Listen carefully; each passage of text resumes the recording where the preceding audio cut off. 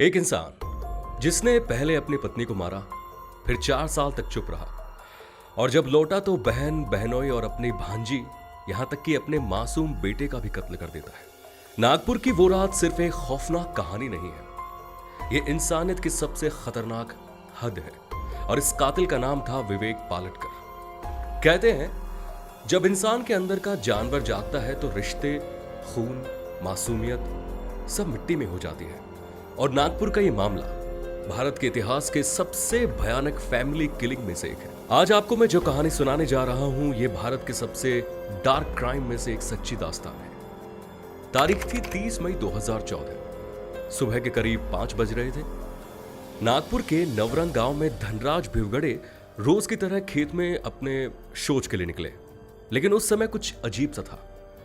धनराज की नजर खेत में पड़े धान के पुआल के ढेर पर गई, जहां कुछ चमकता हुआ दिखाई दे रहा था। तो उन्होंने टॉर्च निकाली, रोशनी मारी और देखा तो उनके होश उड़ गए। वो पुआल जलकर राख हो चुका था, लेकिन वहां एक जला हुआ इंसानी हाथ था जिसमें चांदी का कड़ा फंसा हुआ था और पास ही एक इंसानी खोपड़ी भी थी। धनराज बुरी तरह डर गया। वो चिल्लाने लगा। वो चिल्लाया तो आसपास के लोग वहां आए। उन्हीं लोगों में से किसी ने तुरंत पासी के अरोली थाने में कॉल भी कर दिया और बोला कि गांव में एक जली हुई लाश मिली है। थोड़ी ही देर बाद में पुलिस अधिकारी एपीआई अरुण मधुरकर गुरमुले वहां पहुंच गए। अब जैसे ही पुलिस वहां पहुंची तो गुरमुले साहब ने एक कांस्टेबल को हुक्म दिया। उन्होंने बोला कि राख को अच्छे से खंगालो, देखो शायद कुछ और तो नहीं मिल सकता है। अब कुछ देर बाद कांस्टेबल ने कहा, साहब एक बाली मिली है, एक पायल है और एक मंगलसूत्र भी मिला है, लगता है किसी औरत की लाश है। तभी पुलिस अधिकारी गुरमुले को कुछ याद आता है। 5 दिन पहले खोपता गांव की गीता कावले आई थी। वो कह रही थी कि उसकी बेटी सविता गायब है और उसी गांव में उसके ससुराल भी है। तो क्या ये लाश उसी की है? उन्होंने जेब से एक फोटो निकाली और गांव वालों को दिखाया और पूछा कि इस फोटो में जो है उन्हें क्या आप पहचानते हैं? गांव वालों में से एक आदमी ने कहा, साहब ये तो विवेक पालटकर है और उसकी बीवी। इसके बाद पुलिस विवेक के घर पर पहुंचती है। जब इंस्पेक्टर गुरमुले विवेक के घर पर पहुंचे तो दरवाजा बंद था। दरवाजा खटखटाने पर अंदर से आवाज आती है कि विवेक घर पर नहीं है, बाद में आना। तो गुरमुले ने कड़क लहजे में कहा कि पुलिस अभी खड़ी हुई है, दरवाजा खोलिए आप। तो डरते डरते विवेक की मां ने दरवाजा खोला। गुरमुले ने गहने दिखाते हुए पूछा, क्या आप इन्हें पहचानती हैं? कहीं आपकी बहू के तो नहीं है? तो विवेक की मां ने जवाब दिया कि नहीं साहब, ये तो मेरी बहू के नहीं है। तो पुलिस ने पूछा कि सविता कहां है, विवेक कहां है? तो विवेक की मां बोली कि साहब सविता तो 4-5 दिन से है ही नहीं, कहकर गई थी कि वो मायके जा रही है, विवेक भी उसे ढूंढने गया है। अब गुरमुले ने कहा कि उसकी मां ने शिकायत दर्ज कराई है कि विवेक मारपीट करता है, जैसे ही विवेक लौटे हमें खबर कर देना। अब सविता की मां और भाई थाने पहुंच जाते हैं। थाने में सविता की मां गीता और भाई संतोष भी आ जाते हैं। गहने देखते ही सविता की मां गीता फूट फूट कर रोने लग जाती है। वो कहती है कि ये गहने तो मेरी बेटी सविता के हैं, विवेक ने ही सविता को मार दिया। संतोष उसका भाई, वो भी रोने लग जाता है। उसने पुलिस को बताया कि वो सविता को रोज मारता था, कुछ दिन पहले माफी मांगकर उसे मायके से लेकर गया था, उसी दिन से डर लग रहा था साहब। तो गुरमुले ने तुरंत विवेक पर धारा 302 यानी हत्या, 201 यानी सबूत मिटाना और 203 यानी पुलिस को गुमराह करना और 498 ए यानी घरेलू हिंसा के तहत केस दर्ज कर दिया।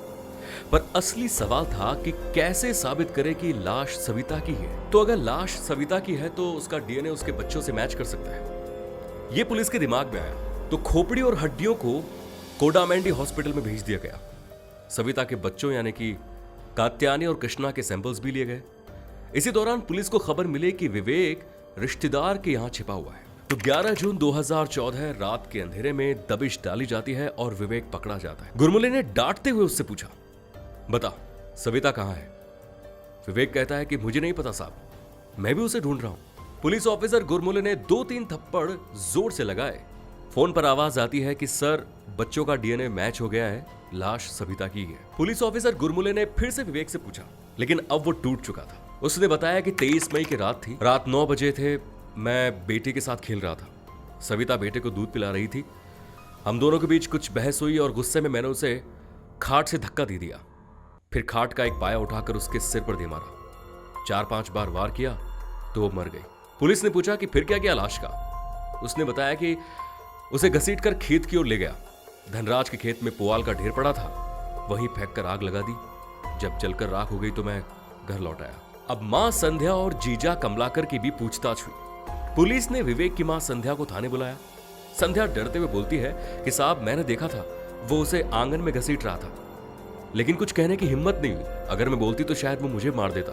अब यहां सवाल उठता है कि सविता के मायके वालों को किसने कॉल किया था कि वो घर छोड़ गई है। तो विवेक ने बताया कि मेरे जीजा कमलाकर ने। फिर कमलाकर को भी थाने बुलाया जाता है। उसने कहा कि विवेक ने मुझे बुलाया था। जब पहुंचा तो सविता की हत्या हो चुकी थी। उसने जबरदस्ती मुझसे फोन करवाया और बुलवाया कि सविता घर से भाग गई है। अब 6 महीने बाद 19 नवंबर 2014 को पुलिस ने कोर्ट में चार्जशीट दाखिल की। 1 साल 21 दिन केस चला। 30 नवंबर 2015 को सेशन कोर्ट ने विवेक को उम्र कैद की सजा दे दी।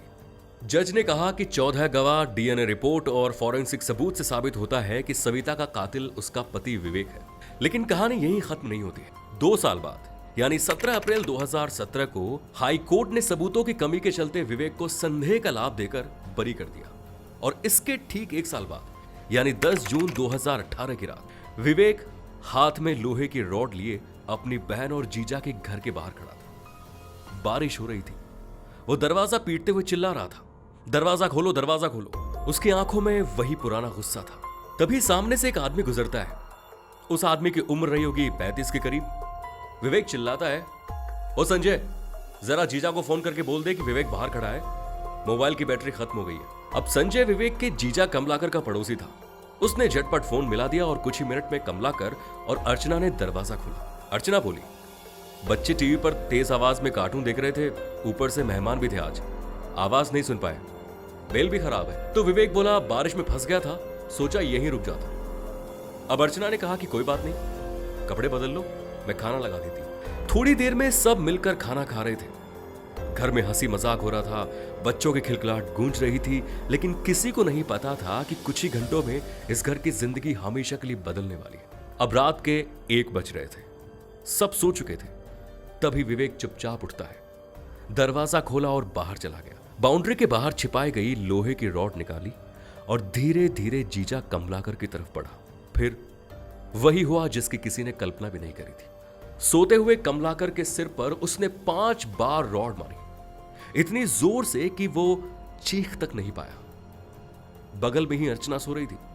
खून के छींटे उसके चेहरे पर पड़े और उसकी नींद खुल गई। उसने जैसे ही शोर मचाया तो विवेक ने उसका भी सिर रॉड से कुचल दिया। इतना ही नहीं, दूसरे कमरे में बेटी वेदांती जाग गई। रोते हुए वो आई और बोली, मामा, मम्मी पापा को क्या हुआ? विवेक ने उस मासूम सी बच्ची को भी मार दिया। अब तक 3 लोग मारे जा चुके थे, लेकिन विवेक नहीं रुक रहा था। कई महीनों से इसी दिन का इंतजार था उसे। वो बुदबुदाया ऐसा। उसने कमरे में पलंग पर सोते 3 बच्चों की ओर देखा, रॉड उठाई और एक एक करके सब पर वार कर दिया। उसी दौरान कमलाकर की मां मीराबाई भी वहां पहुंच गई। सामने खून से सना बेटा पड़ा था। वो चिल्ला भी नहीं पाई। विवेक ने उस बूढ़ी मां को भी नहीं बख्शा। उसके सिर पर भी रॉड से हमला किया और कुछ ही मिनट में पूरे घर में सन्नाटा छा गया। बच्चे के रोने की आवाज सुनकर पड़ोस की महिला लता वहां पहुंची। दरवाजा बंद था। अंदर से 11 साल की मिताली चिल्ला रही थी, आंटी, मामा ने सबको मार डाला। लता ने फौरन अपने बेटे भूषण को बुलाया। भूषण ने कमलाकर के भाई केशव को कॉल किया। केशव घर पहुंचा और बाउंड्री फांद कर अंदर गया तो जो नजारा उसने देखा वो किसी भी सामान्य इंसान के लिए होश उड़ा देने वाला था। घर में चारों तरफ खून था। कमलाकर, अर्चना, वेदांती, मीराबाई और विवेक का बेटा कृष्णा सब मरे हुए पड़े थे। विवेक ने अपने बेटे को भी नहीं छोड़ा था, वो बेटा जिसे अर्चना इतने सालों से पाल रही थी। विवेक ने उसी घर को नरसंहार का मैदान बना दिया। कुछ देर के बाद पुलिस को खबर लगी। इंस्पेक्टर मुकुल सलुंके मौके पर पहुंचे। उन्होंने 302, 201 की धाराओं में मुकदमा दर्ज किया और विवेक की तलाशी शुरू कर दी। फिर 3 दिन के बाद पुलिस उसके किराए के घर पहुंची। दरवाजा तोड़ा गया तो अंदर एक बैग मिला जिसमें खून से सना जीन्स शर्ट था और साथ में एक पोस्टर। उसमें कुछ मराठी में लिखा था, सविता मेली, कमलाकर मेला, आज पांड्या मेला, विवेक संग प्रिया। यानी सब कुछ लिखा गया था। किसे मारा, कब मारा, क्यों मारा, जैसे कोई सीरियल किलर अपनी डायरी में लिख रहा हो। कभी कभी इंसान का दिमाग इतना जहरीला हो जाता है कि वो उसे अपने सबसे करीबी रिश्तों को भी मिटा देने में एक पल नहीं सोचता। बहन के हाथ का खाना खाया, बच्चों के साथ खेला वो, और फिर उसी रात उनकी रगों में खून नहीं चीखें भर दी। 15 जून 2018 इंस्पेक्टर मुकुल सलुंके ने अपने ऑफिस में 8 अफसरों की एक टीम बुलाई। सामने टेबल पर फैली थी 5 लाशों की तस्वीर। हर चेहरे पर एक ही निशान, सिर फटा हुआ, खून में सना चेहरा। सलुंके गरजते हुए बोलते हैं, मुझे अब देरी नहीं चाहिए, बस इस शख्स को जमीन के नीचे से भी अगर निकालना पड़े तो निकालो। विवेक का मोबाइल सर्विलांस पर डाला गया, साथ ही उसकी पत्नी की हत्या का पुराना केस भी फिर से खोला गया। फाइल खुली और सलुंके के चेहरे का रंग उड़ गया। उस केस में भी वही हथियार था, लोहे की रॉड। अब इंस्पेक्टर सलुंके ने तुरंत आदेश दिया कि नागपुर की हर दुकान छान मारो, पता करो कि विवेक ने रॉड कहां से खरीदी थी। पता चला कि जूना बस स्टैंड के पास एक दुकानदार ने पहचान लिया। उस दुकानदार ने कहा कि हाँ साहब, यही आदमी आया था और लोहे की मोटी रॉड लेके गया था। मार्च में उसने रसीद भी दिखाई, उस पर नाम लिखा हुआ था विवेक पालटकर। 19 जून को अचानक चोंगले फोन पर एक पिंग आता है। लोकेशन आती है लुधियाना, पंजाब की।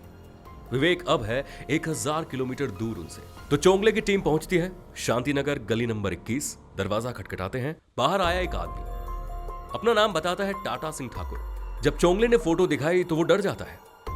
उसने कहा कि साहब, इसने 3 दिन पहले ही 700 रुपए में मुझे अपना मोबाइल बेचा है, यहां से थोड़ी दूर पर घर में रहता ही है। तो चोंगले, लोकल पुलिस और टाटा सिंह पहुंच जाते हैं उस पड़ोसी वाले घर में, जहां अंदर बैठा था वही आदमी, यानी विवेक पालटकर। पुलिस को देखकर वो थोड़ा डर जाता है, लेकिन बच नहीं पाया। पुलिस ने कहा कि चलो नागपुर, तो 22 जून को फ्लाइट से उसे नागपुर ले जाया जाता है। अब थाने में इंस्पेक्टर सलुंके ने सवालों की बौछार कर दी। विवेक ने सब कुछ उगल दिया। उसने कहा कि हाँ, मैंने ही मारा, 5 को मैंने ही मारा। पुलिस ने पूछा क्यों मारा?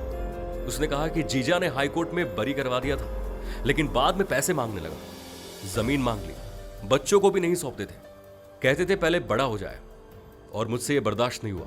सलुंके ने गुस्से से उसे पूछा, अपने बेटे को क्यों मारा? विवेक ने बोला कि अंधेरे में भांजी समझ बैठा, लेकिन वो मेरा कृष्णा था, मेरी ही गोद से लिया गया था। विवेक जब अपना एक कबूलनामा कर रहा था तो थाने में सन्नाटा पसरा हुआ था। 18 सितंबर 2018 केस की चार्जशीट पेश हुई। सरकारी वकील अभय जिरख और एडवोकेट अतीक ने कहा, इसने पहले पत्नी को जलाया, फिर जीजा की मदद से बचा और अब उसी का पूरा परिवार खा गया।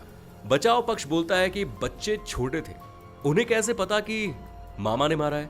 तो सरकारी वकील बोलता है कि अगर मिताली और कात्यानी उस रात न छिपती तो उनकी भी लाशें गिनी जा रही हो।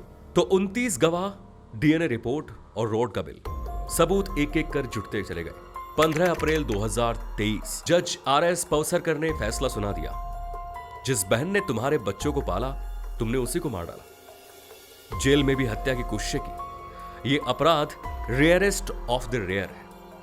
आरोपी विवेक पालटकर को मृत्युदंड की सजा दी जाती है। इसके बाद 27 मार्च 2024 को मुंबई हाई कोर्ट ने सेशन कोर्ट के फैसले पर भी मुहर लगा दी। उसने कहा कि विवेक अब समाज के लिए खतरा बन चुका है, जिंदा रहना अब उसका हक नहीं है। अब मामला सुप्रीम कोर्ट में पेंडिंग है। विवेक इस समय पुणे की येरवडा जेल में मौत की सजा काट रहा है। विवेक ने जो किया वो इंसानियत से घिरे हुए अपराध की सबसे गहरी खाई थी। रिश्तों का गला घोट देने वाली सोच जब दिमाग पर हावी हो जाती है तो इंसान राक्षस बन जाता है। अब सवाल यह है, क्या सुप्रीम कोर्ट भी फांसी की सजा बरकरार रखेगा? दोस्तों, अगर आपको ये वीडियो पसंद आई तो इसे लाइक करें, शेयर करें, अपने कमेंट्स बॉक्स में कमेंट्स लिखें। धन्यवाद।